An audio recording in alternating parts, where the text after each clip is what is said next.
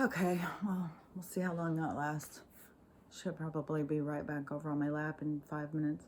When she gets in these moods, I don't know. I swear, I think it's, even though she has been fixed, I don't know if they actually do a hysterectomy and a oophorectomy, or if they just, snip it like when you get a tubal.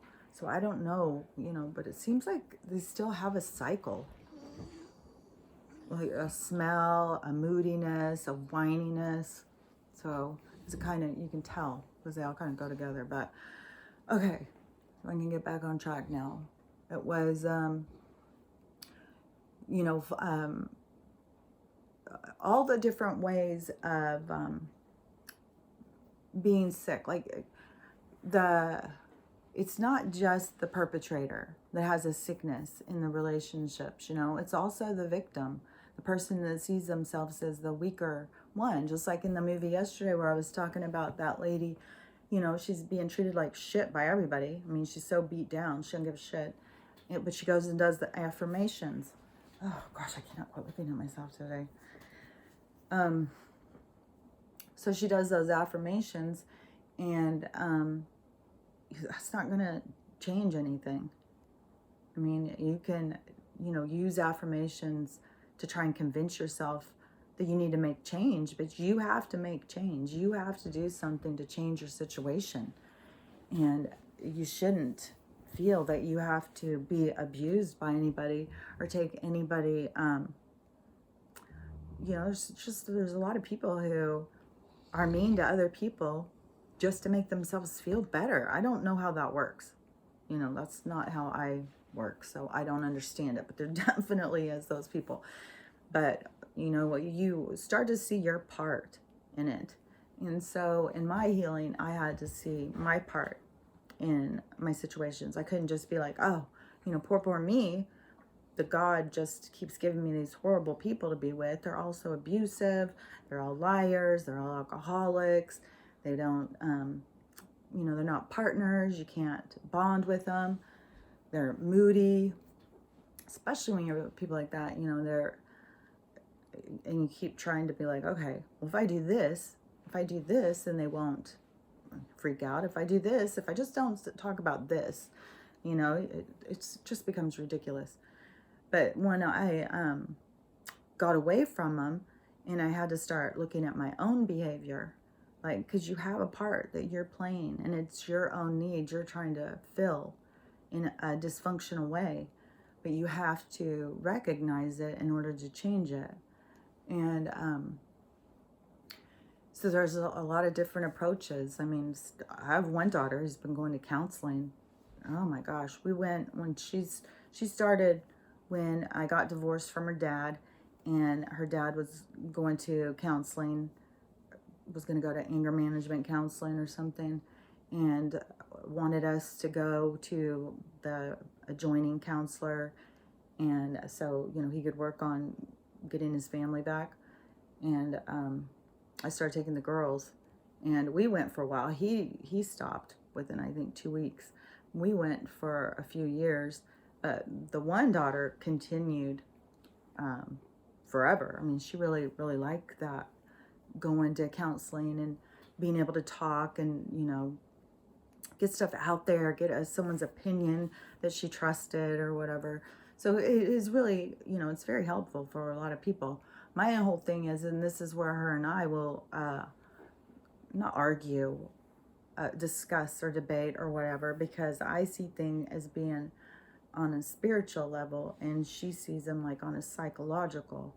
And there's some similarities, but spiritual, there's things too where she's like, it has to, you have to fix it yourself. You have to notice what you're doing and change it and stuff. It's a different way of approaching things. But counseling is great for some people, but it's kind of like you're still giving your power over to someone else. That's how I feel. Like, I don't know her relationship with her counselor. I don't know anyone's relationship with their counselor. I just know how I feel when I go. I feel like I'm giving my power over to them. They're telling me now what is acceptable and what's not acceptable. And I feel like that we can figure that out for ourselves because it's a variable. It's not the same for everybody. So what's right for her is not necessarily right for me. And, you know, the more you get into things too, you start seeing people aren't even who they present. You know, oh, I started watching this new series this morning. Right when I turned on my TV, because I have a Roku. I only have internet, I don't have cable and all that. And so I only have a couple of apps that, you know, I can watch. I pay for the Lifetime one. I've tried to pay for a few other ones, but I don't know, this Roku, can't seem to figure it out. I need to just replace it. But anyway, so when I went on a Roku, it has like your channels that you have, and then next to it, they always have an ad. And the ad was a new Prime series, and I'm really like crime series, not like docudramas. I don't like those so much. I used to like ID Channel. I used to watch it all the time, and I really like to watch I like the forensics. I like to see the bad guy get caught and stuff. But then it just became so commercialized. It's like, oh my gosh, how many murder shows do we need? Anyways, so the commercial caught my eye, or not the commercial, the ad caught my eye, or the picture, and it was a new one on Prime. So I went on and started watching it, and it's called it just came out, I think, because it's at when I went on Prime, it was the top. If you have Prime, the top banner is their new show that week or whatever. It's called Tell Me Your Secrets, I think, and it's really good crime show. I really like. I like the mystery, you know. I like to try and figure it out while they're showing it, you know. Like, I really liked that game Clue when I was a kid. Anyway, so in this new show, it's really good. It has a crime. It has got a lot of other things going on besides that in the different people's lives and stuff. And it's just so crazy how many people present themselves a certain way, but then there's something completely different. It's just what they're putting on. Their presentation of self is just fake and phony. It's not real. And why? You know, you're not going to feel good about yourself. There's always going to be something that just doesn't feel right. You're going to feel fake. You're going to feel like a phony. You know, you have to figure out who you are and represent yourself, and not set your standards. Once you really love yourself and stuff, your standards raise. Like, there's no way, not a chance in hell that I would go out with anyone. And I was married to these people. I thought I was going to live my life with them. And now it's like, oh my gosh, no, I wouldn't even go out with them. My kid's dad, I still see them. I mean, I still see him sometimes, you know. You have to, if you've got kids with somebody, I think for the kids' sake, you have to put your own feelings about, you know, the partner's side. And because you're constantly going to run into each other. I don't know how these people do it. And then, you know, well, tell your father the next time you talk to him, and tell your mother and stuff. It's like, I don't know. I don't think that it's healthy. I was one of those kids that was put in the middle all the time and drove me crazy. I was like 16, and I was supposed to be that go-between for my parents. And my dad was a kook. It was when my mom left, his drinking got, oh my gosh, I don't know if I've talked about this before, but his drinking just got so out of control. He got together with another alcoholic, and two alcoholics together with a lot of money is mental. And yesterday we were talking about it with the guns, because my dad was a hunter. He had a lot of guns. I told you he thought he was like a Las Vegas Rat Pack gangster or something. And he had pistols and stuff.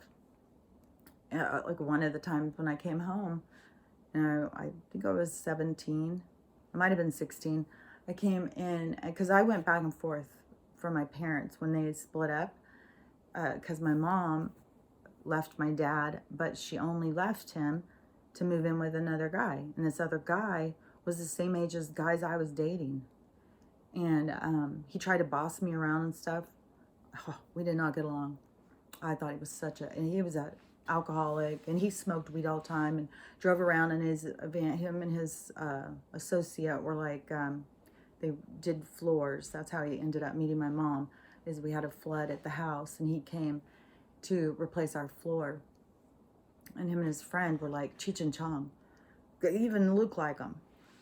And they would drive around in a van like that with their rugs or whatever hanging out the back, and they were always smoking weed. Anyways, my mom and him fell in love that day. And so my mom decided to leave my dad and move in with Ken.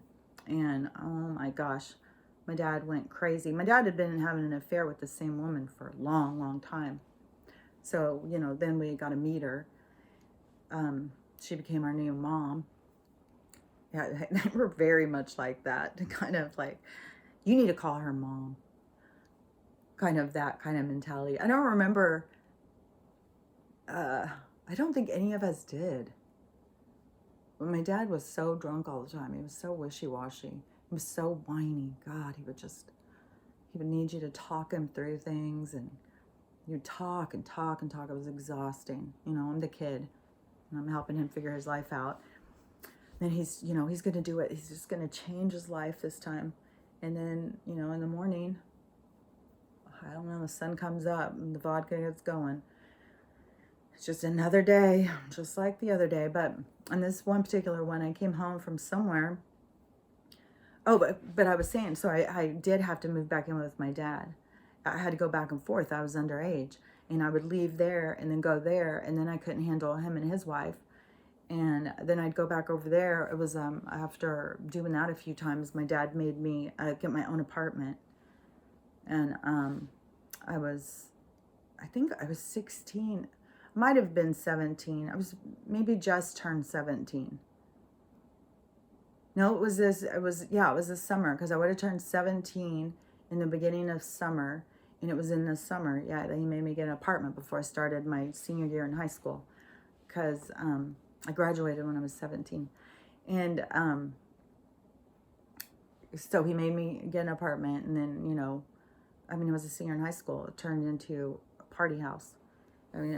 Nobody ever left. They just would come over and sit around my house and smoke weed and party and drink. And somebody started my kitchen on fire, so the apartments made me move out.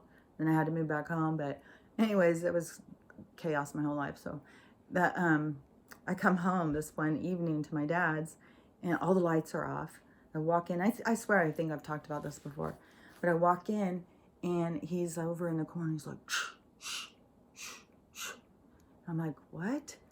And he's like, starts, and he's like, I don't know what it is, like army crawling out of the living room with his weapon to tell me that I need to be quiet and move because B's in the other corner and they're holding guns on each other. It was crazy. At one point, because, my dad had started this affair, he hung out down on this place called Harry Hines in Dallas. It was seedy, real seedy area. And he was a bartender there. And so I don't know all the people she knew. It was definitely a seedy area. She was, I think, probably a bartender her entire life of working. And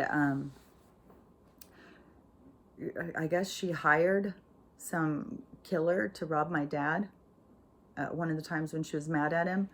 And I don't remember. I think my brother was at home. There was some whole weird thing about this.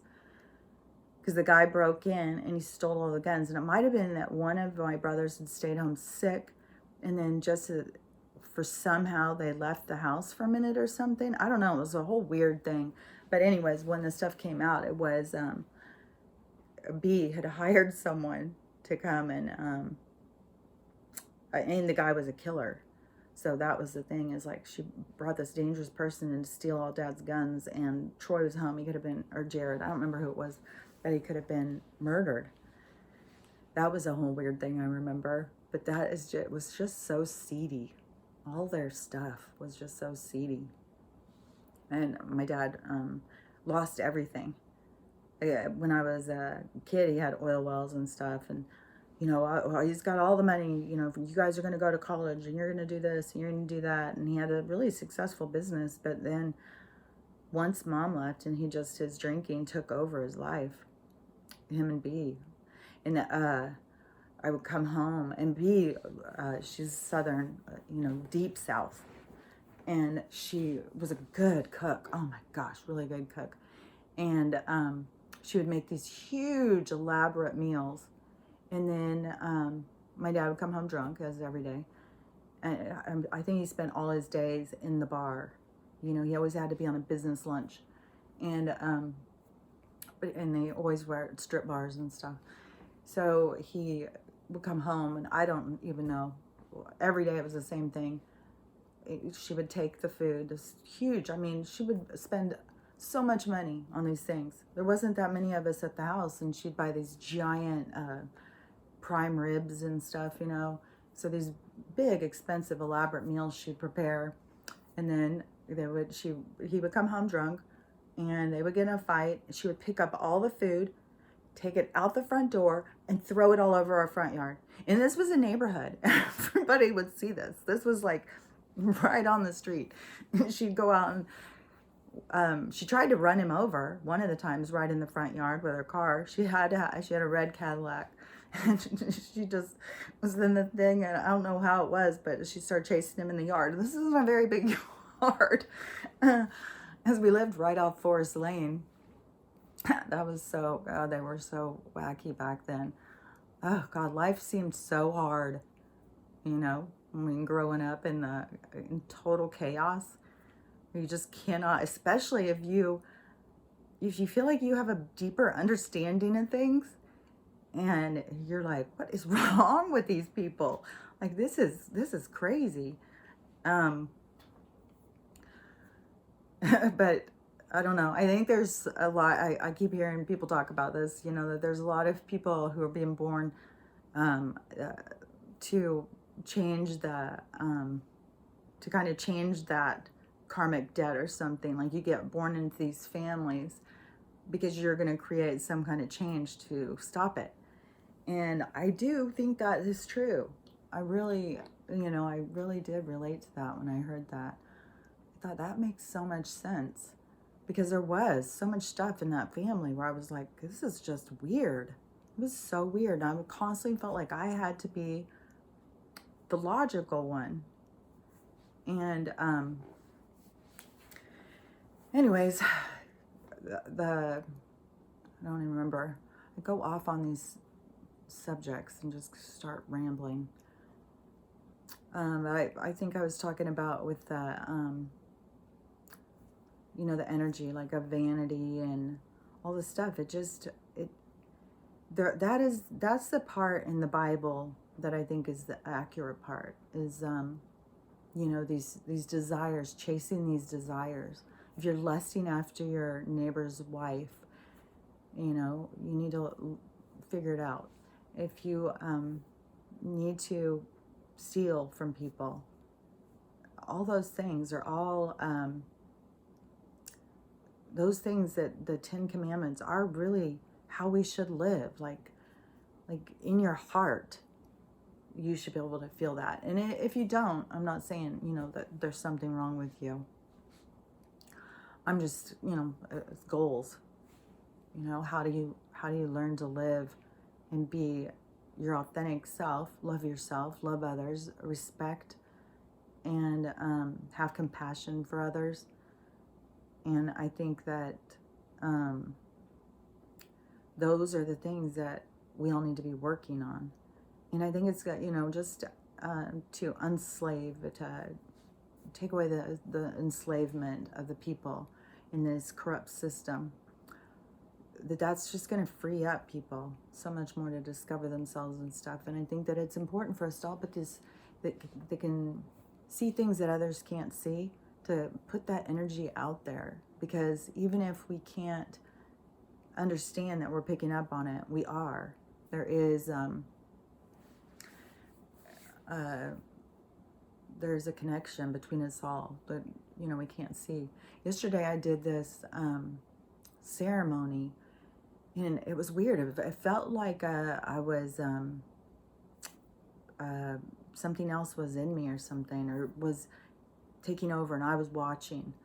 But I got the new washer and stuff yesterday, and so there's a bunch of stuff piled around, you know, she had to move everything so they could move that in there, take the door off and all that.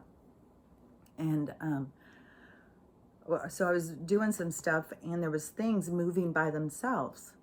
And, you know, a lot of times when things are moving by themselves, or if I see things, you know, going around, or some things try and like disappear, like they show in the movies when some things can camouflage themselves and look like a wall, but they're really still a being there.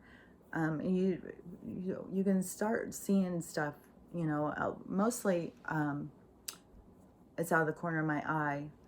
Not very often do I look straight ahead and then see something. I have before, but normally it's like you're sitting here and then this part, not way over here. I don't even have good peripheral, but like an angle. So you can be looking here, but you can still see right here really good. And I'll see movement there. I'll see things moving, or, you know, I don't know. But you know, it's energy. And so I was like, okay, I gotta clear. There's like some energy stuck in here. And, you know, there was people coming in, you know, and people carry their own energy. And like, say for instance that one of the people that's coming in is fighting with his wife, and they've got all this, and they're all this tension and anger, and they're pulling that energy in and fighting, and they've got to get away, and then they just come out. Then they're carrying that, like they really do pull that energy onto them. So they're carrying it, and they can release it as they're going and they're calming down. They can release it, but they don't have any awareness that they're even doing it. So they're not going to go and specifically go like, okay, I'm going to release this. I'm letting it go. I'm putting it into the ground. The ground will ground it, and mutate it or transmute it, and turn it into other energy. But you have to have an awareness. You have to know what you're doing. You know, you have to. So anyways, they were in here, and things were moving. Like when you're sitting there and you hear things falling and stuff in another room, and no one's in there and stuff. That's where people, you know, start being like, oh my God, I have a ghost. Because the energy is some kind of entity of some sort, whether it's, you know, has consciousness or not. Not all energies have consciousness. There is energies that have consciousness that do, for different reasons, get bound or stuck or imprinted, and they can't get out of it. But some energy has no consciousness. It's just energy. It's just, that's why it's attracted, you know, to different things. I mean, an energy starts out as just energy. You give it consciousness, like your growth, like you could have started out as the energy that was just attaching, you know, maybe you were attaching to things, and then you became conscious, you know. The wind, everything has consciousness, so you can be a part. And that's one of the interesting things, like if you listen to the Dolores Cannon stuff, because hers is all hypnotizing people back to past lives. And people talked about being a rock. You know, they just sat there all day, and then she would ask them, like, what you were supposed to be learning from that. And there was always lessons. There was always things they were learning. It's very interesting if you're interested in this kind of stuff. And I can't imagine you wouldn't be interested in this stuff and you would sit and listen to me ramble. So if you are, you know, if you're not mental and just like to watch people who you hate, and you're interested in this kind of stuff, then the Dolores Cannon stuff is very interesting, because she does talk a lot about the different things about souls. Like, because people, when they get hypnotized, some of these people can remember multiple lives, a lot of different details about lives and stuff, but they can remember being before they had consciousness. So, just like this right now, what's going on in this evolution of man, of this experience evolving into a higher consciousness, then that's going to change your abilities, your it's just like, this is like one of those things that's hard to explain, where you feel like that there's words that can say exactly to mean what you're saying. But like I talk about Stella a lot, like I notice a lot with the animals, their conscious awareness is so much different. Like the more things I do for her and expand her, the more she becomes consciously aware, just like the food. Then she becomes aware, oh, there's different flavors, there's different textures, there's different smells and stuff. Like, I know a lot of dogs get the idea there's different smells of food. I mean, we all know the dogs will come up and want our food when we're eating. And not all the dogs get to taste what that smell is. And there's a lot that do. But I'm talking about, the ones that don't, like, go their whole life and all they've eaten is the cardboard that they put in dog food bags. And, that's it for their whole lives. And it gives cancer. I know that's where Winston got cancer, was off of the food, because it's so high now. How many dogs die of cancer? And it's definitely the food. I've seen enough vets talk about it.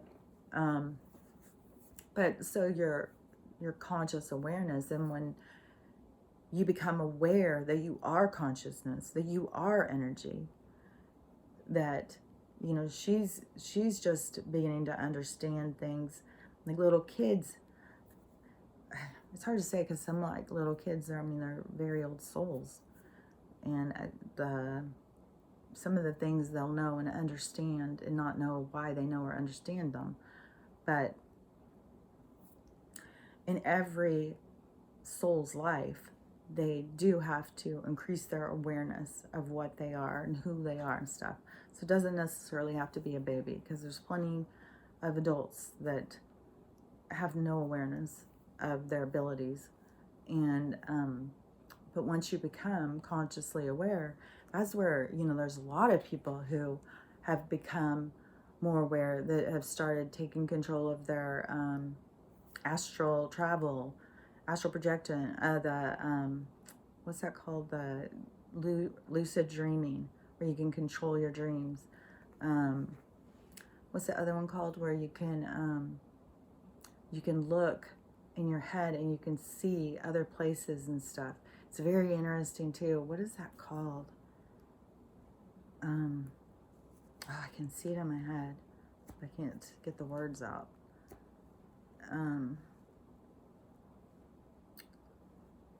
I can't remember. I mean, I remember, I just can't say it. But that is you learning and understanding your control better. Oh, I was talking about the thing with the energy. So yeah, when that energy was trapped and stuff, then I was like, I need to do a clearing. And so I lit my sage, and I was going through and clearing, and then it felt like it wasn't me anymore. And I don't know, I was doing all of these hand things. I know I move my hands all the time anyways, but that was different. And it was like, wasn't chanting or anything. It was, maybe it was kind of like what you would think of as chanting. And then it was transmuting the energy. So the energy that was in it was turning it into a different kind of energy. So making it, and the energy I was sending out was about knowledge, about clarity, wisdom, and stuff like that. When you mess with energy, you have to be super careful. You can't mess with someone's free will and stuff. You can't. This is one thing, like a lot of people, especially lately, they'll be like, oh, so-and-so is dying, so-and-so's hurt, so-and-so, blah, blah, blah. And, I need people to pray for him and stuff. And I have a hard time with just, I think that they want us to all pray that the person will live and stay and all that stuff. But I feel kind of like we're interfering with their energy. Like, because we can pull them back, and maybe they don't want to come back. Maybe they weren't supposed to come back or whatever, but you can pull that energy back. It doesn't mean that it's going to, stay forever. They could still die 2 weeks later or whatever.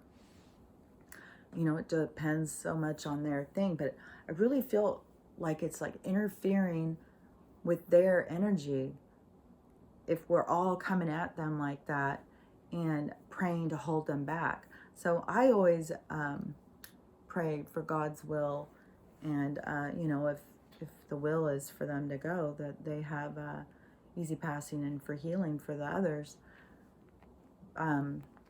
I don't know, there just feels something wrong, but there is a lot of stuff about energy stuff. And, as nutty as it sounds, I feel like, well, I was shown it in a dream. And I think maybe I've talked about it before, but, I'm sure it sounds nutty to some people.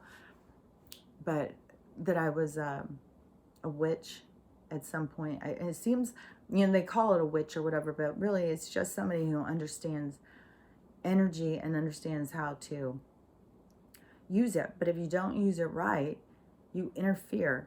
Like, even me just saying, like, I want to pull in knowledge and stuff, that is that doesn't, like, you could pull in knowledge. Maybe not everyone needed to have certain things known to them, so that I just interfered by pulling that in.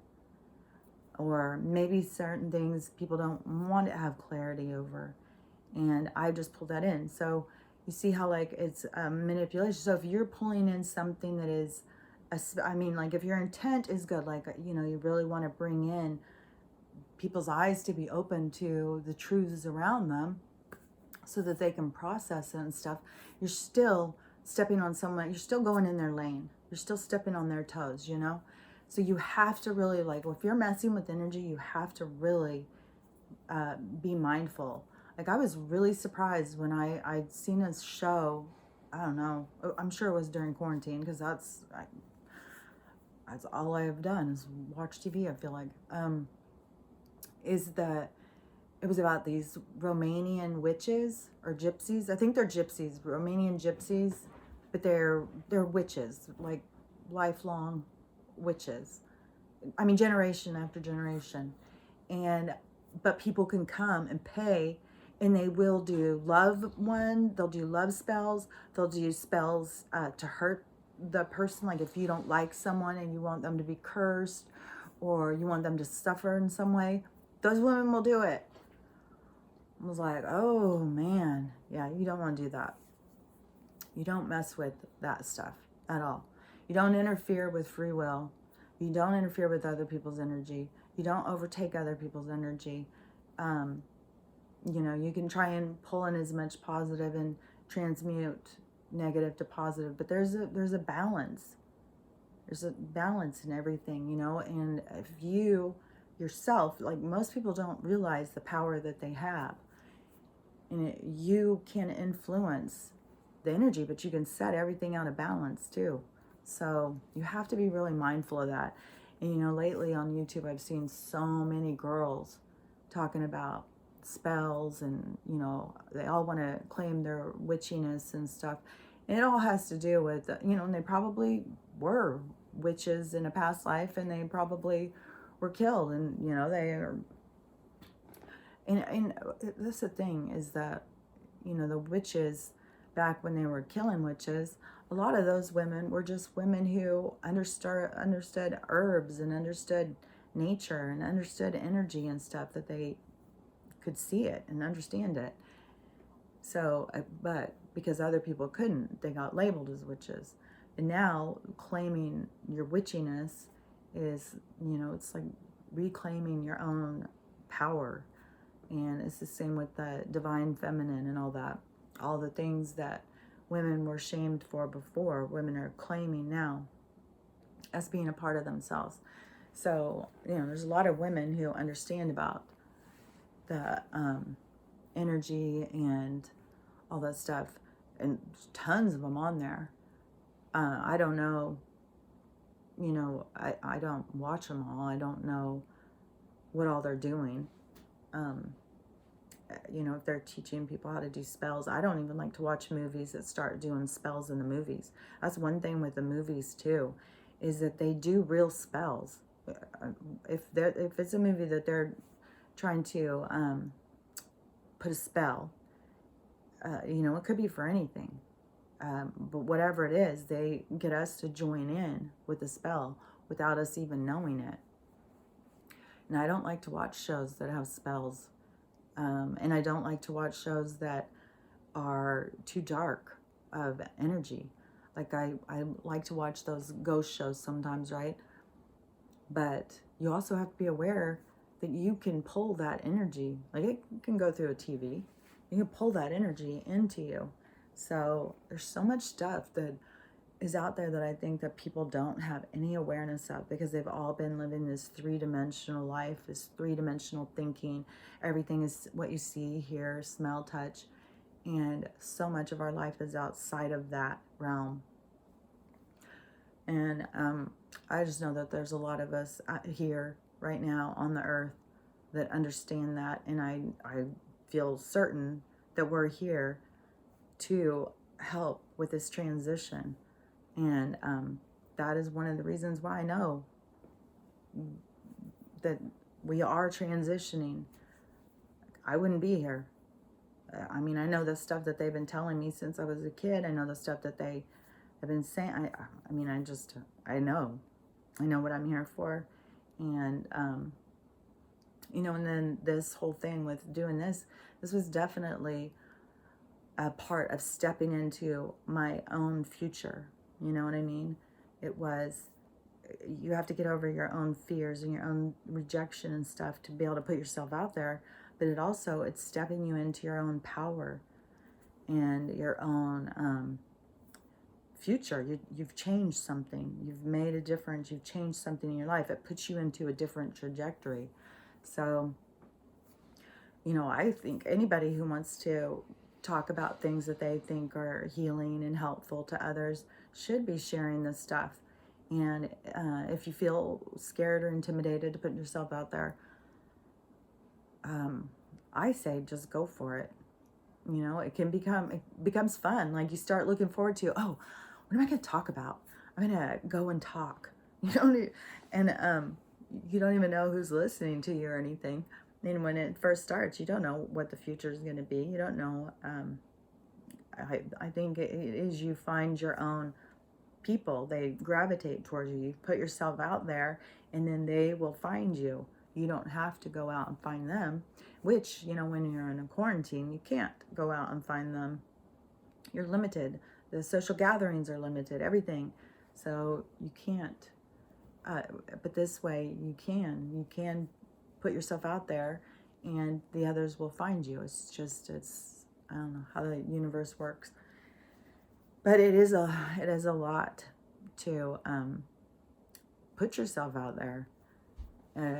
So anyways, I go off on so many subjects. And then after I finish talking, I'm like, always like, oh, you wanted to say this or that, or, oh, wait, you didn't say that right. Like that guy's name that day, that kind of stuff happens. There was another thing yesterday. I was like, oh, you should go in and clarify that. Maybe it was the stereotyping with the gay guys that were out on their hike. Out on their hike in the Appalachians with their clothes that are dressed to go out for a dinner and a movie kind of night. Or a play or something. Definitely not. None of them were dressed to go to the Appalachian out there and go hiking or go out there and try and... There's some rugged places. And I always just find it so fascinating is that, like, to think about, it wasn't that long ago when all they had was a wagon train, just some wheels, a board, they covered it, and then all their stuff, all of them crossing, had no idea what was out there, knew people were being killed, just for the hopes of something new and something different. I think it's just fascinating, especially when you travel across, even in a car. Like, oh my God, some of this is treacherous. I can't imagine. I mean, there was no roads, and they were going some of these mountain ranges. Oh my gosh, I don't even know how they did it. But I'm about to have a coffee and fit, so I gotta go. See you later.